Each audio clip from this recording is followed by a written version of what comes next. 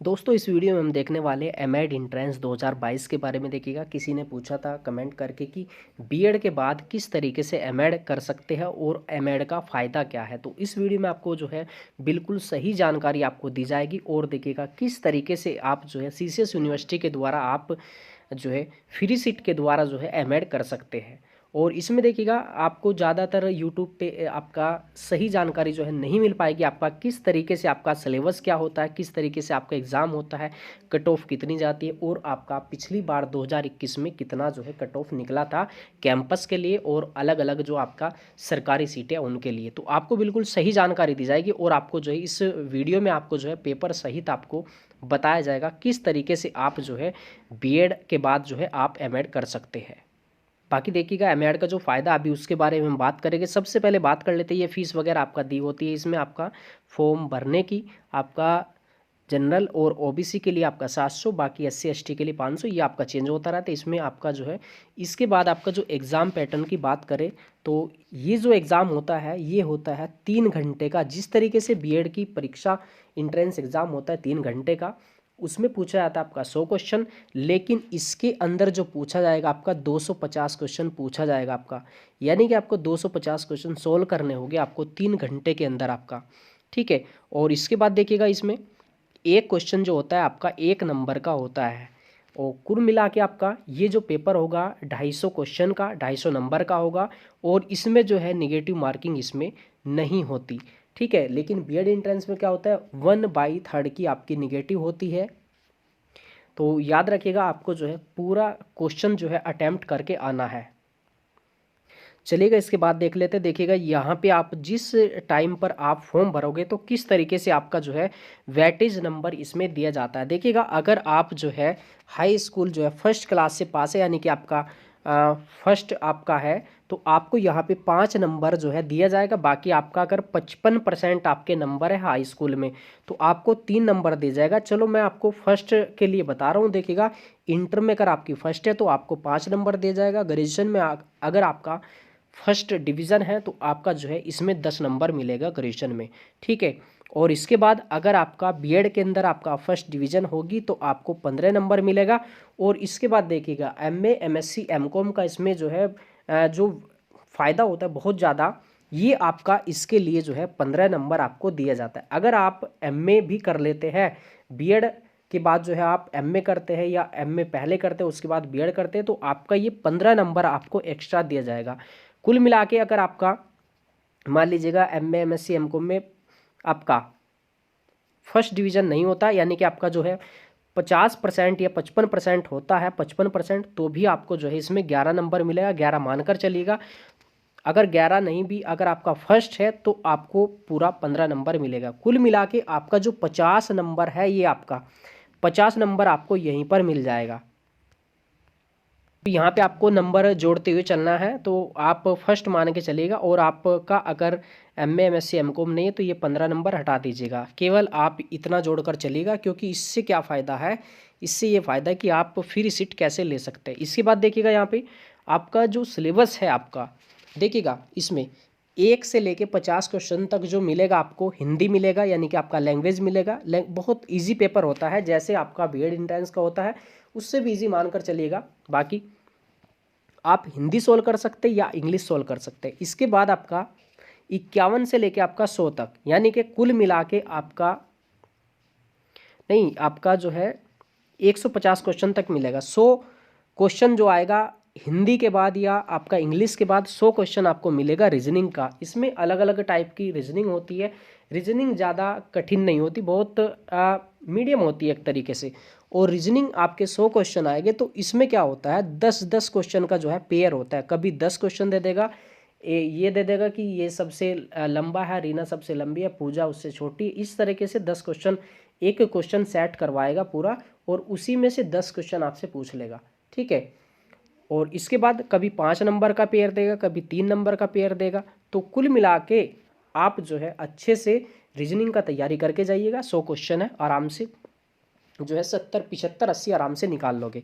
इसके बाद 100 क्वेश्चन जो आपका आएगा रीजनिंग के बाद, ये सब्जेक्ट का आएगा और ये कौन सा सब्जेक्ट हो गए इसके अंदर आपके बीएड के सब्जेक्ट हो गए। अब कौन कौन से सब्जेक्ट हो गए, तो ये मान के चलिएगा आपका बीएड फर्स्ट ईयर और आपका जो है सेकेंड ईयर को मिला के जितना भी आपका सिलेबस है लगभग आपका, वैसे साइकोलॉजी पे फोकस जो है इसमें रहता, बाकी टीचिंग एप्टीट्यूड आपका जो क्वेश्चन होते हैं वो भी आपके पूछे जाएंगे। एनसीईआरटी आपका ये सब पूछा जाएगा।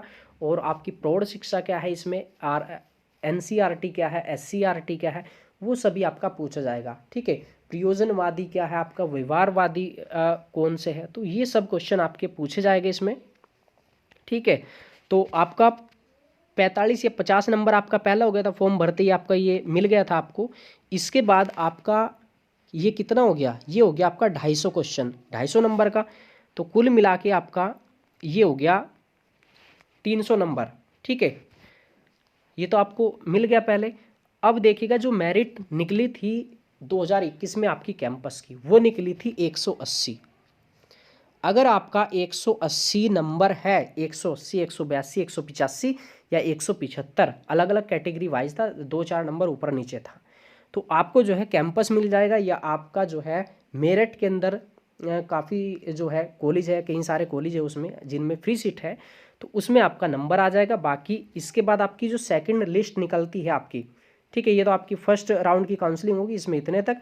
बाकी 175, 170, 172 तक भी जो है सरकारी कॉलेज मिला था। तो ये मानिएगा इसमें आपको मालूम हो गया कि ये आपका 250 क्वेश्चन, ये 250 नंबर के, और 50 ये आपका, तो 300 में से इतना आपको नंबर लाना है, तैयारी करनी है। अब पेपर देख लीजिएगा। इसमें पेपर देखने से पहले देखिएगा, आपको मैं थोड़ा सा इसका फ़ायदा बता दूं। बीएड के बाद अगर आप एमएड करते हैं तो कुछ राज्यों में आपका जैसे टीजीटी पीजीटी, आपका यूपी में भी ऐसा ही होता है, तो इसका जो है एमएड का 10 अंक इसमें जो है दिया जाता है आपका वेटेज के रूप में आपका। तो आपका जो एमएड का जो है उसमें 10 अंक दिया जाएगा यूपी टीजीटी, और जैसे आपका पीजीटी का एग्ज़ाम होता है। अगर आप देखिएगा एमएड नहीं करते हैं, तो अगर आप पीजीटी का एग्ज़ाम देते हैं और आपके पास जो है बीएड है, आपका एमए के साथ आपका बीएड है, एमए एमएससी एमकॉम के साथ, तो आपको मिलेगा 5 अंक आपका। ठीक है, अगर आप एमएड कर लेते हैं तो आपको 10 अंक मिलेगा इसमें।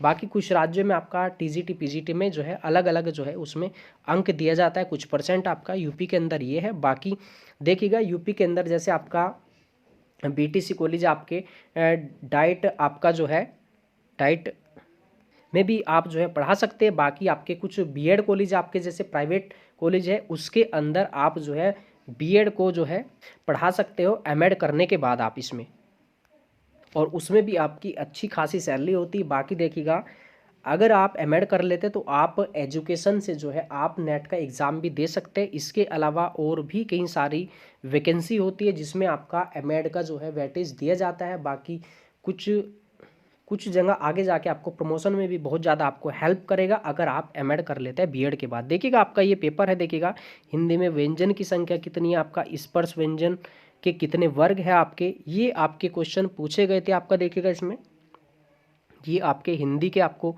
50 क्वेश्चन मिलेगा। देखिएगा औष्ठेय से उच्चारित, ठीक है, अघोष वर्ण क्या है इसमें, सटानन का जो है संधि विच्छेद, कविस्वर का संधि विच्छेद, शुद्ध शब्द आपको बताना है इसमें, आपका जो है व्यक्तिवाचक संज्ञा नहीं है।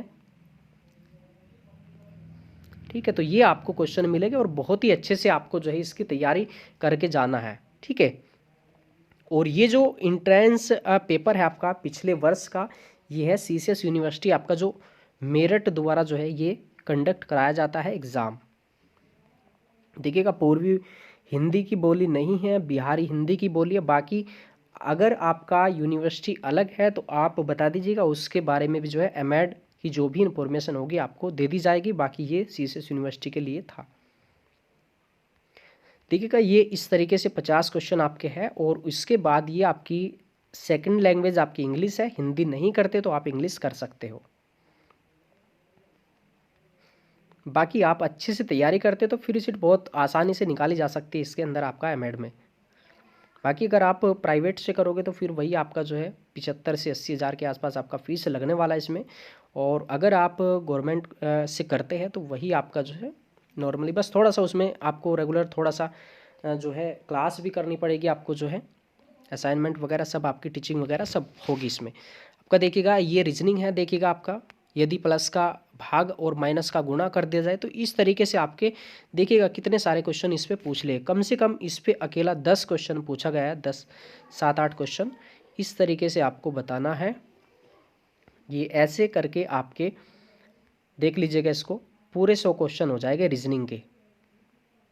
देखिए बहुत इजी रीजनिंग है, बस ये है कि आपका 180 मिनट में आपके 250 क्वेश्चन करना जो है थोड़ा सा मुश्किल हो जाता है, छूट जाता है कुछ क्वेश्चन, लेकिन आप स्पीड बना के चलेगा, आपको सिलेबस बिल्कुल सटीक मालूम है आपका। ठीक है, 50 हिंदी आपका, 50 आपका 100 क्वेश्चन रीजनिंग का और 100 क्वेश्चन आ जाएगा आपका सब्जेक्ट का, आपका साइकोलॉजी टीचिंग वगैरह सब आपका आएगा इसमें। ठीक है, जैसे आपका ये इस पे देखिएगा 86 से लेकर 90 तक आपको एक बार ये सोल्व कर देना है, आपको पूरा ये कौन इसमें लंबा है कौन उम्र में छोटा है, और उससे आप कई सारे क्वेश्चन निकाल सकते हैं। बहुत इजी पेपर है, देखिएगा यहीं पे आप जो है इसको सीधा सीधा सोल्व कर सकते हैं। ठीक है, 96 से 105 देखिएगा कितना क्वेश्चन इसमें दिया है, कम से कम शायद कहीं कहीं क्वेश्चन आपसे पूछ लिया जाएगा। चलिएगा, इसको थोड़ा सा मैं स्पीड से आपका बढ़ा दूँ जिससे आप जो है जल्दी से पूरा पेपर भी आप देख सको। बाकी कोई डाउट्स है तो आप कमेंट कर दीजिएगा, आपको इसका रिप्लाई कर दिया जाएगा। बाकी आप देखिएगा बीएड के बाद अगर आप जो है अभी बीएड किया है तो आपको एमएड जो है करना चाहिए अगर आपके पास अभी समय है।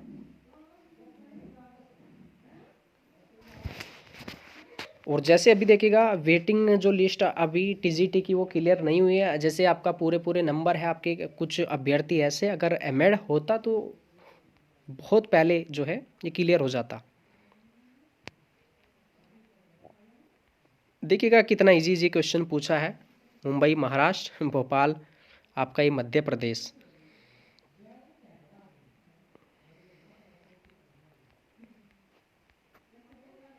ये आपका विषय अभिक्षमता है आपकी, संचयी अभिलेख सहायक नहीं होते, किसमें आपका भारत में शिक्षा प्रदान करना उत्तरदायित्व है किसका है, तो ये किसका विषय, शिक्षा किसका विषय, ये है आपका समवर्ती सूची का। समवर्ती सूची के अंदर आपका केंद्र भी आ जाएगा और आपका राज्य भी आ जाएगा। तो इस तरीके से बेसिक क्वेश्चन आपके पूछेगा। देखिएगा ये आपका आरटी 2009 से क्वेश्चन पूछा है, इसमें आपका कौन सा सत्य नहीं है।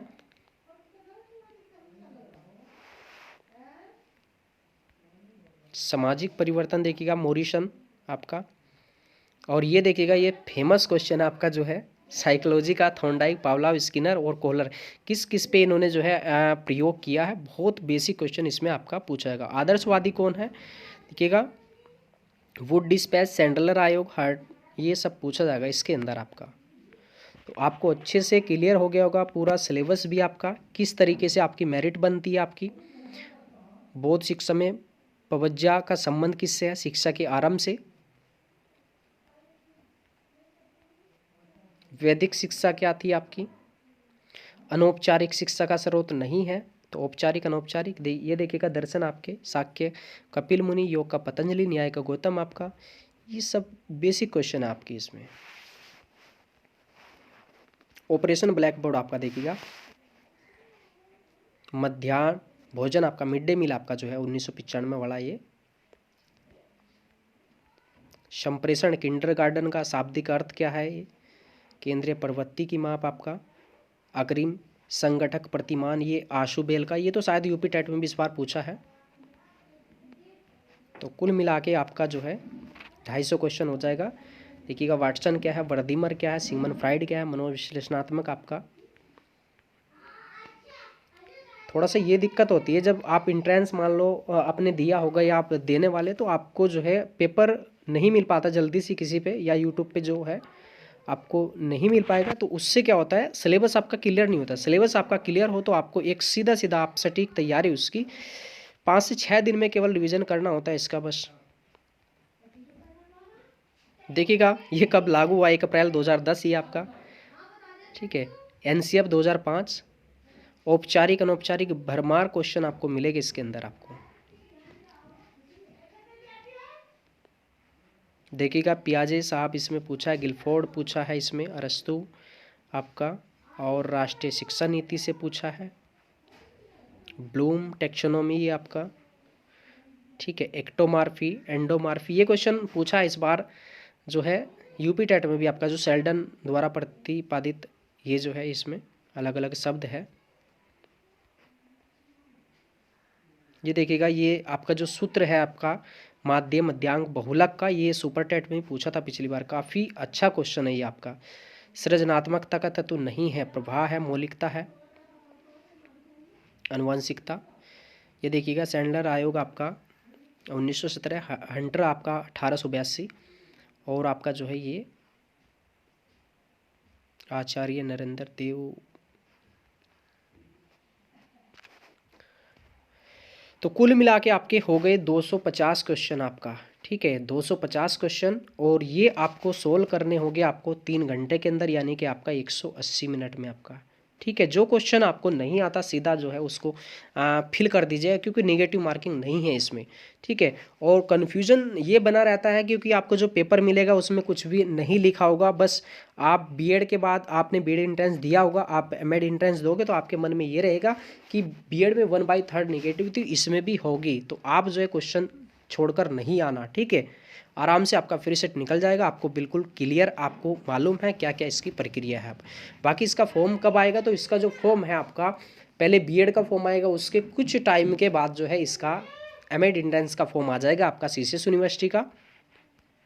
चलेगा, बाकी कोई डाउट हो तो आप कमेंट करिएगा। बाकी देखिएगा, मैंने आपको बताया एमएड करने का फ़ायदा क्या है, क्योंकि देखिएगा इसमें जैसे आपको 10 अंक मिलते हैं आपका टीजीटी या पीजीटी में, तो आपका जो मेरिट की बात करें तो 1 या 2 अंक भी काफ़ी होता है, यहाँ पे मिला आपको 10 अंक आपको वेटेज का, तो काफ़ी अच्छा ये जो है